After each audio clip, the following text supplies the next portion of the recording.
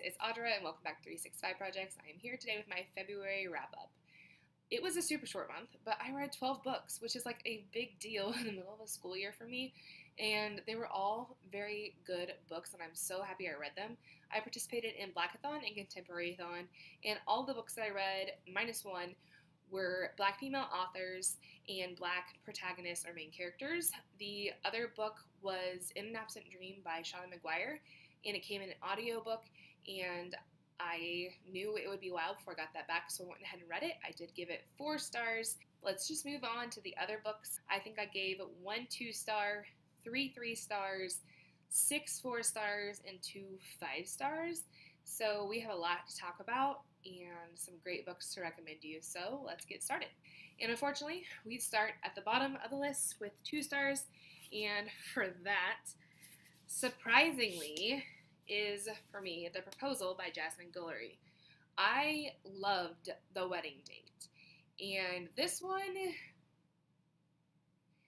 not so much at all.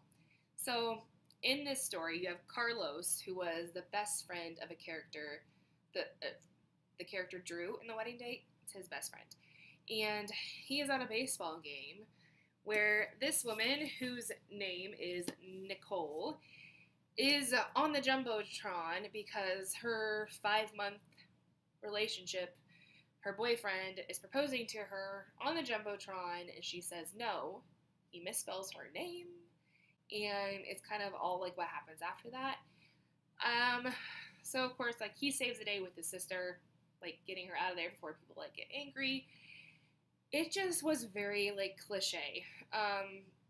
Like, he like has to save the day. I think like that kind of feels like it happens throughout the whole story.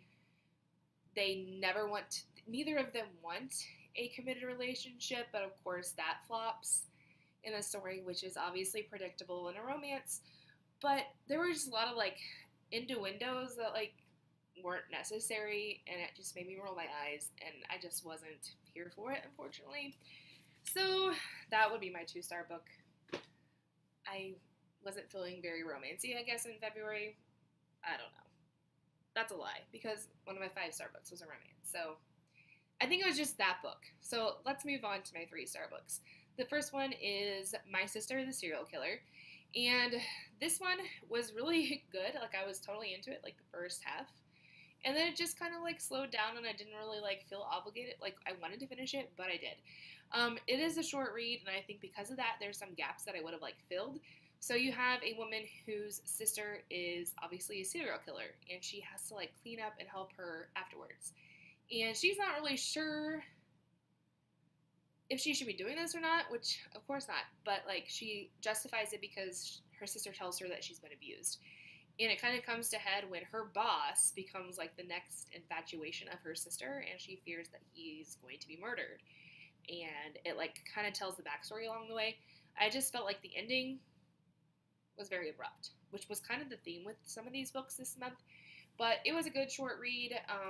It was supposed to be, what did they call it, like a satire of sorts, was what I saw on Goodreads, and I didn't get that vibe at all. But it was an okay read. It definitely was much different than I've ever read, and I would read other books by this author as well. I put it up on the screen because I had to return it to the library. But moving on to other 3-star books, we have Let's Talk About Love by Claire Kahn. This one has been hyped a lot in the last year for good reasons. I absolutely love the ace representation from our character, whose name is Alice. And Alice, at the very beginning of the story, opens up with her girlfriend breaking up with her because of her being ace and not wanting to be physical. And so it like goes into all of that from the very get-go. So it's not like her figuring out essentially who she is, I guess, because she already kind of knows. But she's trying to figure out like if that changes for other people. And she meets a boy whose name is Takumi working at a library, so that was very cute, very endearing. And like their relationship with each other and how that kind of progresses into talking about her being ace. And there's also a friendship with her 2 best friends who are engaged to get married, and she lives with them. I felt like the plot was very, very repetitive, and I've heard this from other people, like the plot is what didn't didn't do it for me. Like, meh, it was just okay. I did not like how her best friends who were engaged were very dependent on her to be a part of their relationship or like friendship, but she wasn't allowed to do other things.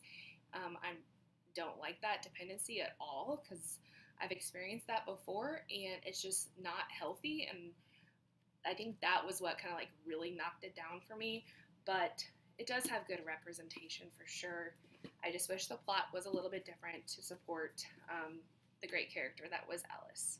And my last 3-star book was actually part of a series that I reread 1, 2, and 2.5. So I kind of have to talk about all of them together. So my 3-star book was Duke by Default. I started off the month by rereading A Princess in Theory by Alyssa Cole. And this is about Naledi, who is a scientist, and she gets these emails that this African prince is trying to find her and marry her. She disregards it. So it's their relationship, and I love this book. Upon reread, I gave it 5 stars. It was a 4-star before. I gave it 5. I fell in love with it. So I was very, very hopeful that I would give 5 stars to the entire rest of the series. So the next one I read in the series was Once Ghosted, Twice Shy.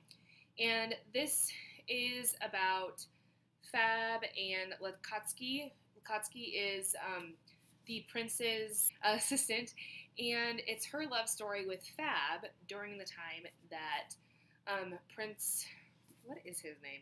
Prince Thabiso is in the United States meeting Naledi for the first time. So it kind of goes back and forth between the time period of then and now 8 months later, and like her breakup story and like their relationship and how it blossomed. And it was a novella. For some reason, I really wish they would have given them their entitled full book like the rest of this series, because I think I would have given it more than 4 stars. I would have given it a full 5 stars. But again, it just like seemed like a happy, rounded ending. It did talk about immigration and how Lukatsky solved immigration issues for Fab's family, which was awesome, but it just wrapped up like in a pretty little bow really too fast. And that was that one. And then my 3-star would be the second book, A Duke by Default. So this is the character. Her name is Portia and was best friends with Naledi. Now, Portia in this book annoys me, don't like her, so I was kind of hesitant to pick up this one to begin with because I didn't like her as a character. For whatever reason, she's like extremely privileged. She gets like this internship or like apprenticeship with a sword master across the world, and of course relationships ensue. There's a lot of innuendos about swords. Wasn't into that. And again, just, it was okay. You kind of have to read, I guess, the whole series to find out like the relationships between all the characters. I am hopeful and excited that the next one will be better, because we went from 5 to a 4 to a 3, and I'm hoping I can go back up to a 5. I think the next one is A Prince on Paper. It comes out in April, and I think there's even another one released at the end of the year. These covers are absolutely gorgeous, so I am purchasing a physical copy of Once Ghosted, Twice Shy to add to my collection, for sure, because I want to have all of them, even though I wasn't a fan of the last one. We'll see. I'm hopeful that it will get better. All right, 4-star books we need to get into, because this is going to be so stinking long. I read Kindred by Octavia E. Butler, and also then read the graphic novel, and the graphic novel pairs completely like along with the storyline, which I was impressed by because that doesn't happen often. Kindred is a sci-fi that takes a woman in 1970s New York, I think, no, California, back in time to a plantation of an ancestor, essentially, and how she is summoned by him every time he is near death, even as a child, and how she gets back and forth in time, and how she's married to a white man and what that entails when he goes back in time with her, and the hardship. It's very detailed, kind of brutal at times, but the sci-fi element I did enjoy, and it was very good. There were a couple things that like definitely shows you that it was written in the 1970s in terms of using the R word when somebody is under the influence of alcohol. And I think that was the kind of the only thing. Once again, I did not like how quickly the ending was. I think it could have gone more into detail about her figuring out like the connection back in time. It kind of just stopped. Like it was like her entire family history disappeared and she wasn't able to find it. I would have rather her be able to figure it out, make more of the story connect at the end, and that's why I gave it 4 stars instead of 5 stars. Another 4-star read for me was What Mama Left Me by Renee Watson. This is just because I kind of like it got slow in the middle for some reason. However, I tabbed a whole lot of places. This is about a girl whose mom is killed. You find out who killed her throughout the story, so I'm not going to tell you much, but she now has to go live with her grandparents as well as her little brother, who makes some poor choices of who he wants to put himself in friendship groups with and the choices that they make as teenagers. So obviously we have grief, we have struggle. It is a lot of faith-based because the grandfather is a pastor, the grandmother is a retired teacher, and so one of the lines is here is really funny, like, I can't remember, it was something like how we wouldn't be lacking in faith or education because the grandparents would not allow it. It kind of made me laugh a little bit, but I wanted to read it because I do want to read Watch Us Rise soon. Piecing Me Together was my favorite last year, and I need to still get my hands on that book as well. But it was a great read. Just a little slow in some parts, but I definitely would recommend it. Little and Lion by Brandy Colbert I also read. This one was one that everybody's talked about, but I finally picked up for a book club that I wasn't able to make it to. It's a Sassy Cassie book club, but it was really, really good. It's about a girl whose stepbrother, who's actually like, they're more like brother and sister, like the relationship is like so tight. She goes away to boarding school and then comes back because Lionel, who her brother is bipolar, and their parents are trying to like figure out how to help him.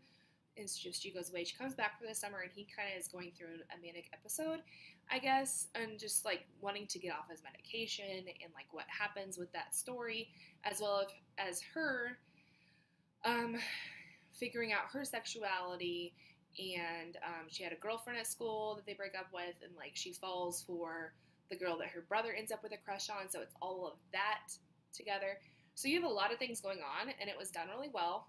Again, I felt like the ending was just like conveniently wrapped up really fast. So I don't I don't know what my issue was with this month. Apparently I want a really detailed, thought out ending that, I don't know.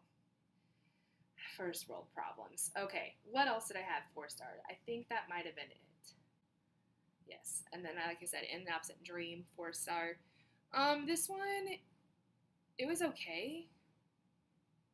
I gave 4 stars because I do like the whole premise of the way we're children and there's doorways into these other worlds which they can come back and forth to. There was a lot of like fair trade conversation that I just wasn't all that into, but I did like how like their consequences and everything were like physical consequences, like you'd grow feathers and then you had to do something to get that back, so that was kind of interesting.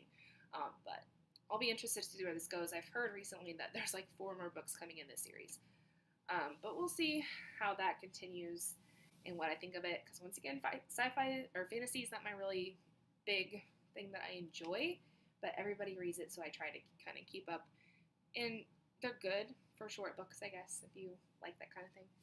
But anyways, moving on, my 5-star books for this month. Princess in Theory, like I said, love it, will read for sure.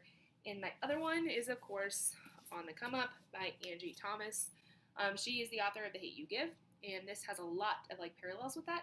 I think it's even like in the same community. I kind of caught some of the connections with that, which I don't normally do in books with authors that I read more than one book on, and like they're all like in the same community, but they don't explicitly say that. But I did catch wind of that. So you have Bree, who wants to be a rapper, like her father was, and she gets the opportunity to not just battle at this place and but also to like release a rap that she comes up with that may not necessarily be all true. Like she like talks about violence, like she's strapped up, which she's not, and so like her friends and her family call her out for it because there's like this huge backlash for it, and it talks a lot about the double standards we have. I'm trying not to like get too worked up about it because it just really makes me upset because I know how much this affects my Black students and the way that people view them, and like it's so a double standard of what's okay for white kids and not Black kids, and this talks a lot about it. And I think we see a lot of that in like the way even like media addresses it. Obviously, on a day-to-day basis, the difference between a Black young man and a white young man, and like even gun control and violence, and even talking about violence in rap. But by God, we're not giving away our guns for gun control. There's a pretty funny scene when she reads like this mommy blogger that I was like, oh my gosh, yes, everything yes, living in the Midwest, like it is totally spot on.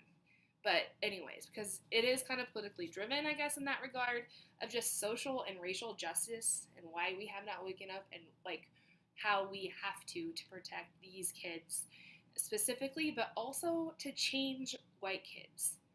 Like, I don't want another generation of white kids that don't know better. Like, wake up. All right, so after that, let's just wrap this video up. Books I read in February. These are the ones that I have physically still. I have a whole bunch that I had to return to the library or pass on to a friend. I would love to get some more recommendations from you about books that are written by Black female authors that have Black main characters, protagonists, that aren't afraid to hit the hard topics that need to be addressed and should be addressed in everyday conversation and not just books. Have you read any of these books yet? And what were your thoughts? Especially this Renee Watson. Oh my goodness. I started to read the Black Enough anthology. I'm a fourth of the way through. I haven't finished it, so I guess I'll wrap that up later. But just know, you need to read it. So good. Anyways, I'll talk to you guys later. Bye, guys.